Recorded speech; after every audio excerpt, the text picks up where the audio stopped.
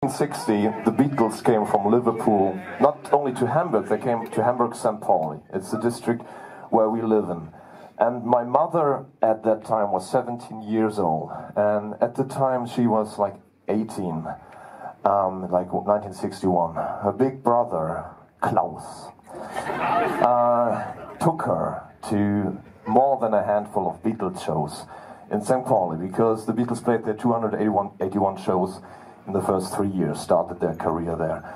So I have all these stories of my mother, and sometimes she tells me, son, I'm sorry, I can't tell you all the stories. And I'm like, oh God, okay, the apple doesn't fall far from the tree.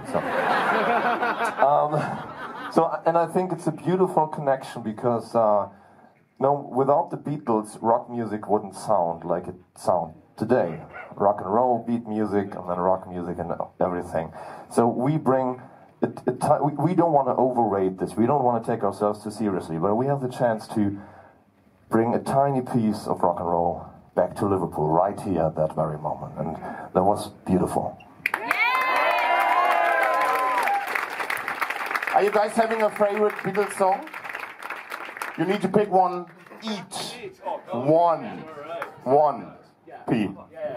I think for me it would be Helter Skelter, because this song is one of the heaviest songs ever.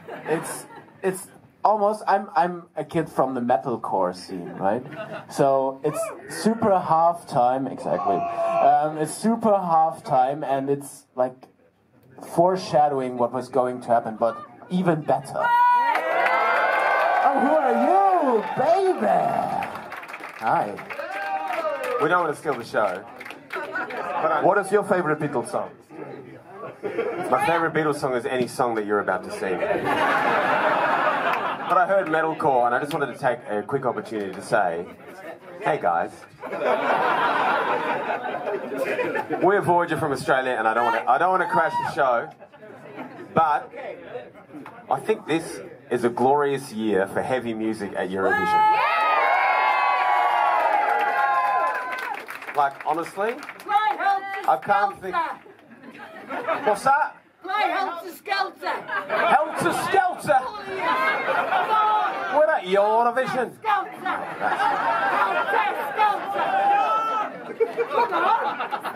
Who wore it better? Anyway, guys, Lord of the Lost, everyone. Heavy music this year at Eurovision. It's gonna be big! Promise everything will be alright. Oh, yeah! Australia Voyager! Thank you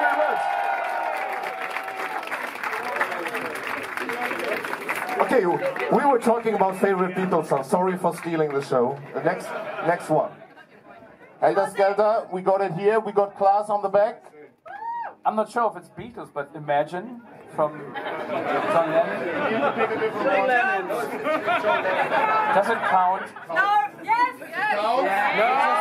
It just matters so much to me, so that's why I'm sorry. For whatever reason, I've got Penny Lane stuck in my head from this early morning on. I don't know why, but other than that, yeah. But is Michelle the Beatles, or is it just Paul McCartney? Okay, that's Beatles. Then actually, like all over, it's Michelle, because it's just hauntingly beautiful. Unfortunately, I have to go with P, so I have to go to P too. I have to go to P. I'm totally with P. Helter Skelter, absolutely for me. No, the thing is, I discovered the Beatles through the vinyl single collection of my parents, because it was exactly that generation. And as Jared said, because there was this one greenish kind of single with that song, Michel, ma belle, sont les mots qui vont très bien ensemble. I was like, oh, that's not English, but I love it. And so it's Michel, and also, the fascination about it, I understood later when I started studying audio stuff. It's Strawberry Fields Forever, because there's so many things going on production-wise, and I was a kid, it was like, what's happening there? All these sounds, and you know, the Beatles were pioneers also in music production, especially John Lennon, with trying out so many things at Abbey Road, things that really changed the core of audio production. So I think I have to go with Strawberry Fields and Michelle. I'm a romantic boy, I go for the long and winding road. Go on? Chris, but you said something before, which I think is very interesting. Your mother did something going on, had something going on with the Beatles, or what was the story? Your mother? Yeah, she loved to listen to them. There was, yeah. No, she doesn't tell me. She was just like, yeah, and then I remember in the very early days, the Beatles, sometimes they slept in this church there on the Große Freiheit Street in St. Pauli, and we were with them like the whole night. It was like, So she's not opening up about that. I need to respect that. It's my mother. Come on. Fair enough. Guys, very busy week, very busy month, What happens afterwards? So that's actually an interesting question. What happens afterwards on Monday, Tuesday, next week, the next month? Yeah, well, we are taking our very light luggage of 0 points into our baggage.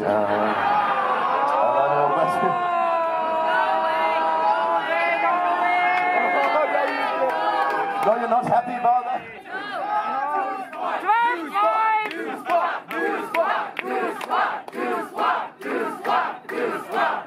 I like that. Yeah. So that's I was 12, 24. There's so many. What the fuck? No, it's actually, we stay busy, so we don't really have time to calm down, because we go back to Hamburg, then we have 2 festivals. At the end of May and in early June we're going to Denmark, Sweden, Finland, and in Finland we play the first show with Iron Maiden, and then we go, I don't know, through Europe, somewhere, France, Hellfest, big metal festival, then we go straight up to Dublin, play with Iron Maiden again, then play the whole UK with Iron Maiden, and then, I don't know, 20 more festivals, then it's mid-August, and then we can finally sleep.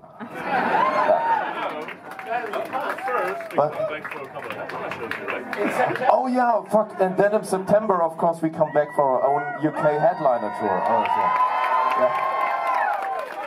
Which is nearly sold out, by the way, just saying. We saw already Australia on the stage. Very cool, guys. I think he's even half German, isn't he? Is he half German? Yeah. Half German? Very nice. Are there any other artists you really appreciate, you really love, you really want to be on stage with?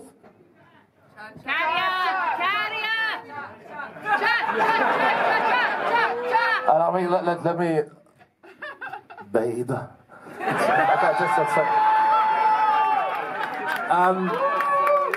I gotta say, completely in our spirit, which fits to this year's spirit of the ESC, which is united by music. You should pay appreciation to everyone that is here, because you can be sure that everyone that is here that is competing, I don't want to see it, or we don't see it as a competition, because there aren't really losers. Not at all. You're surrounded by beautiful people. You get to be on a stage that is probably the biggest music stage on earth, with I don't know how many million viewers, 200 million or something. And you can be sure... It's like 1 million times that. That's a big room. And everybody that is here, you can be sure that they've worked their asses off to be here, and they are right now working their asses off. And whether you like their songs or not, they deserve every ounce of appreciation and respect. So whoever gets more 12 points than this room said, they deserve it. I mean, 200, or let's say 300 today, 200 million on Saturday. You've just toured South America. You go on a big tour all year long, so you see a lot. What interests me a lot is what do you guys enjoy the most? Not if it's a big stage or small stage. What do you enjoy the most? Seeing different countries, seeing different people, seeing different cultures? Or what's the point? What's the thing? I think for me, what I enjoy most about music is the moment when you feel that you actually touch someone's lives in a positive way, that you can help people, and when you see someone in the crowd starting to cry, and because it feels so good, and you feel so relieved, and you feel understood and helped, and that's always like the best compliment, when someone comes up to me and says me like, hey, you saved my life, maybe, or this music saved my life.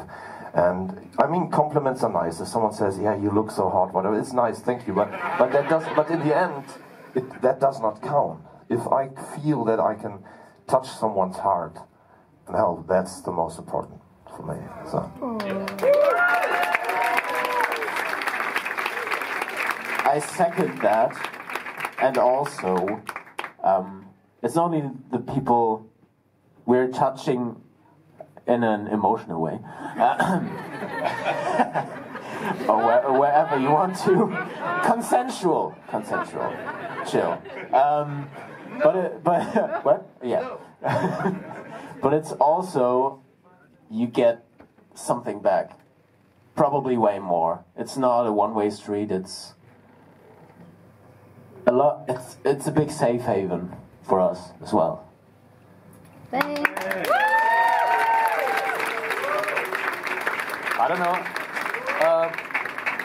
The good thing of what you said is like everything together makes the bigger picture. To play a small stage, to see every individual, to play a big stage, to see masses of people, and to be in other countries, so we don't have to stay at home all the time. We are going to meet new people everywhere, and people are at some point all the same, but very different. If you're in Liverpool, if you're in Sao Paulo, Brazil, wherever you go, we learn to meet people, and the more people and cities and places we see, I feel like the better human we become, because we see a world. We don't see our garden that we have to defend. We see a world, a society that we have to protect, that we have to spread good feelings, good love, and I think this is... That's a good point. That's the point, actually. This is the most important thing, to just have a good time, and then to step over and see, like, what can we do to improve society. And thank you.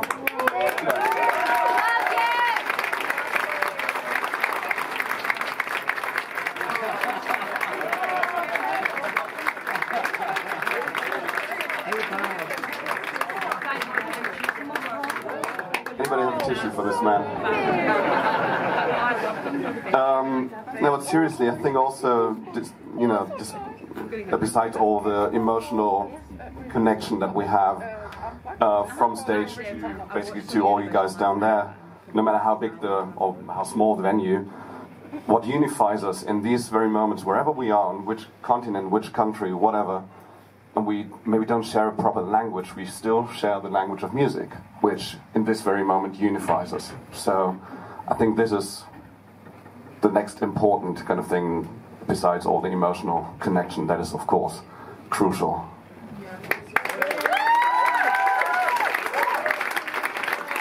And I think the most important thing for us is that we have the huge privilege that we can do what we love. Because I mean, it's a job, of course, and it's awful. It's not awful. It's stressful. It's also stressful. I want to say, pardon my French,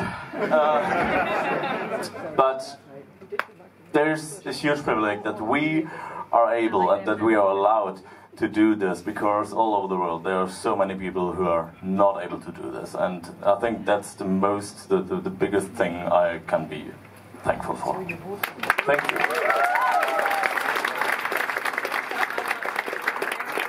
And I need to add one more thing, because we know so many different bands and artists, and many of them have internal struggles. They don't sit well with each other. There's problems.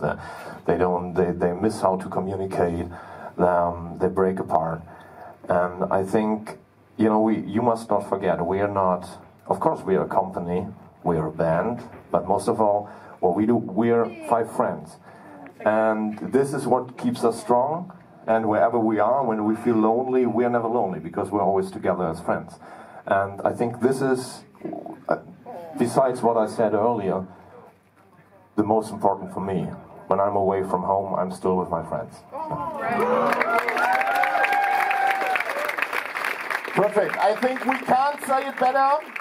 Guys, thank you very much for coming along. Appreciate it. Give a big applause to you. And give a big applause for Lord of the Lost, Germany, 12 points. Thank you, guys. Picture time, picture time, picture time.